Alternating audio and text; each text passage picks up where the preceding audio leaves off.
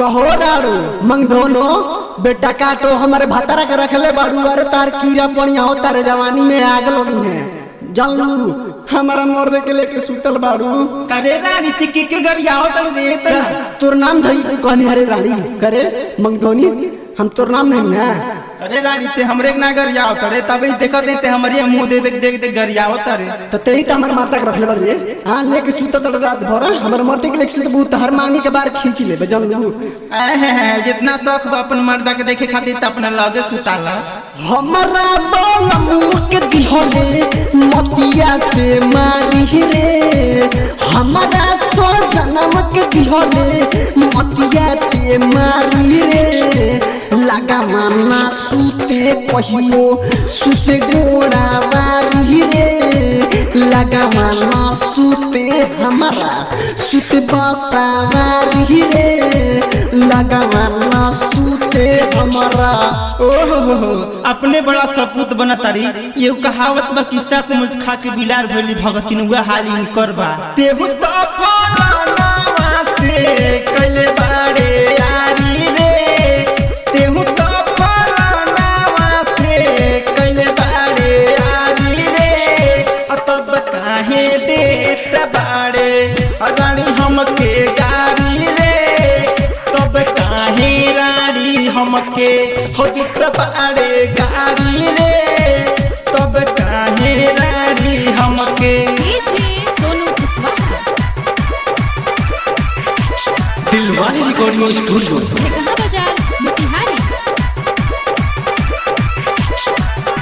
करे करी खैया सात मुस्खा के बिलार भइल भक्तिन हम न जानतनी तू कितना घाट के पानी पियले बाड़ू कहां कहां ना गेलू रामकोल का तान परतावल इंदरपुर कहां ना पकड़लू हर के से महेश से सुनील से अनिल से धर्मेंद्र से लवन से के नहीं हमर बैलू हमसे एक बतिया बुरा तू का बतिया बुआ तारे बतिया कहां बाहो तू बतिया बता हमके सुधारी हमके ज्यादा बोल पे ना तब तू झूठा उखा ले हम छोड़ब कहता है हां रानी तो नहीं बोल अर्थ बोल भू अर्थ बताइबो करता के चलू मजन संतोष के साथे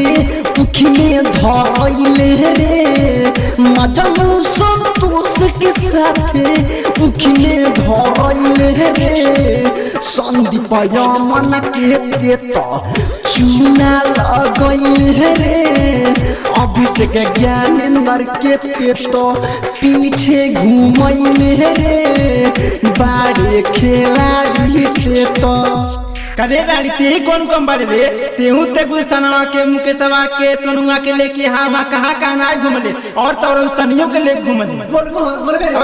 तू बोल झटपा नोच के बारे और तर मंगे बर्बाद होत मत कृष्णा के साथे तेहू कुशीनगर गइले रे कृष्णा के साथे तेहू कुशीनगर गइले रे